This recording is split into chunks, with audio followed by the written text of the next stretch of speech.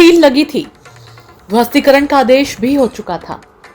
FIR तक दर्ज हो गई, लेकिन आरोप है कि इसी दौरान निर्माण चलता रहा और देखते ही देखते एक मंजिला निर्माण 4 मंजिला अवैध कॉम्प्लेक्स में तब्दील हो गया।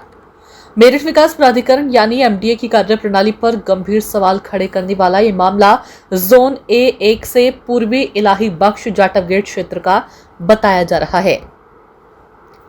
शिकायत के मुताबिक सैफुद्दीन नामक निर्माणकर्ता द्वारा आदर्श जोनिंग रेगुलेशंस 2025 का उल्लंघन करते हुए कथित तौर पर कमर्शियल कॉम्प्लेक्स का निर्माण कराया जा रहा था। मामले में लगातार शिकायतें सामने आने के बाद एमडीए ने कार्रवाई शुरू की। बताया गया कि 2 अगस्त 2025 को मामले में वाद दायर किया गया और इसके बाद 5 अगस्त 2025 को भवन को उस समय सील कर दिया गया जब प्रथम तल पर सेटरिंग की स्थिति थी। यानी उस समय प्राधिकरण की कार्रवाई साफ तौर पर सामने आ चुकी थी, लेकिन कहानी यहीं खत्म नहीं हुई। आरोप है कि भवन पर लगाई गई सील को तोड़ दिया गया और इसके बाद निर्माण कार्य आगे भी चलता रहा। सील तोड़ने के मामले में एमडीए की ओर से 10 नवंबर 2025 को निर्माणकर्ता सैफुद्दीन के खिलाफ थाना ब्रह्मपुरी मेरठ में एफआईआर संख्या 551-25 दर्ज कराई गई। अब जरा गौर कीजिए, जिस निर्माण को लेकर प्राधिकरण ने कार्रवाई की, जिसे सील किया गया, जिसकी सील तोड़ने पर एफआईआर दर्ज हुई और जिसके खिलाफ बाद में ध्वस्तीकरण का आदेश भी पारित किया गया, उसी निर्माण के आज 4 मंजिला कॉम्प्लेक्स बनकर तैयार होने का आरोप है। इतना ही नहीं, शिकायत में दावा किया गया कि इस कथित अवैध कॉम्प्लेक्स में व्यावसायिक गतिविधियां भी संचालित हो रही हैं।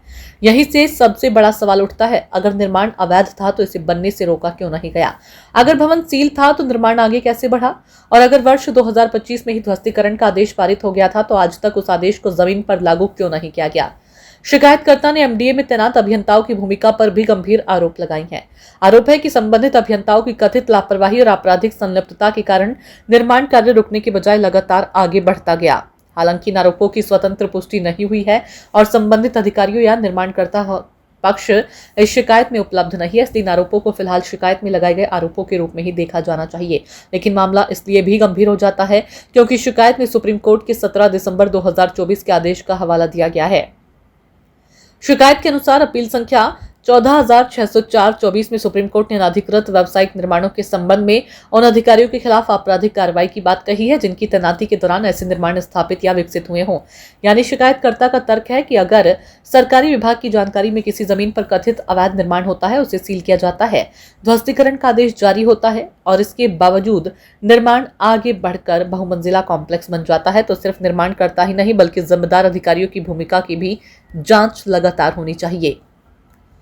अब सवाल सिर्फ एक बिल्डिंग का नहीं, सवाल है कि शहर में अवैध निर्माण रोकने के लिए बनाए गए नियम आखिर कितने प्रभावी हैं, क्योंकि कागज पर कार्रवाई होना और जमीन पर कार्रवाई होना 2 अलग अलग बातें हैं। सील लगा देना कार्रवाई का पहला कदम हो सकता है, लेकिन अगर सील के बाद भी निर्माण जारी रहे तो निगरानी व्यवस्था पर सवाल उठना स्वाभाविक ही है।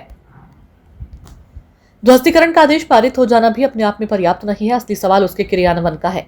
अगर आरोप सही है कि आदेश के बावजूद 4 मंजिला कॉम्प्लेक्स तैयार हो गया और वहां व्यावसायिक गतिविधियां शुरू हो गई, तो ये प्रशासनिक व्यवस्था के लिए गंभीर चिंता का विषय हो सकता है। शिकायतकर्ता ने अब मांग की है कि 4 मंजिला कथित अवैध कॉम्प्लेक्स के साथ साथ जिम्मेदार अधिकारियों के खिलाफ भी कार्रवाई की जाए। अब निगाहें एमडी और प्रशासन पर हैं।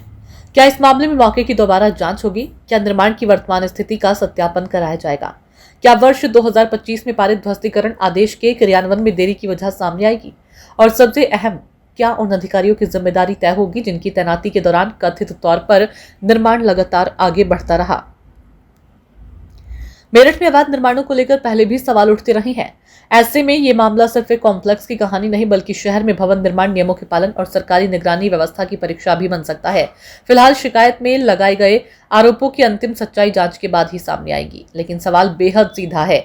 जब किसी निर्माण पर सील लग जाए, एफआईआर दर्ज हो जाए और ध्वस्तीकरण का आदेश भी पारित हो जाए, तो आखिर वह निर्माण 4 मंजिल तक पहुंच कैसे गया?